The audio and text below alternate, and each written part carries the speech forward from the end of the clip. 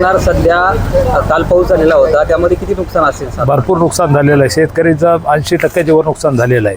भरपूर नुकसान झालं. त्याच्यानंतर आपलं गहू, ज्वारी आणि उन्हाळी बाजरी आणि उन्हाळी सोयाबीन हे भरपूर आणि फळबाग, टरबूज वगैरे जे शेतकऱ्यांचं भारी नुकसान झालेलं आहे.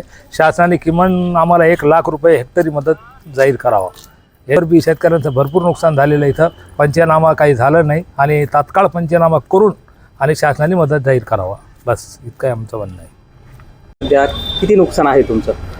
आज जर बघितलं साहेब तर आज खूप मोठ्या प्रमाणामध्ये जे काय रब्बीचे पिकं आहेत ते संपूर्ण उद्ध्वस्त झालेले. मग त्याच्यामध्ये गहू असेल, ज्वारी असेल, हरभरा असेल, टरबूज असेल, त्याच्यामध्ये फळपीक, हे सगळं काहीच राहिलेलं नाही आहे. भयानक त्या ठिकाणी नुकसान शेतकऱ्यांचं झालेलं आहे.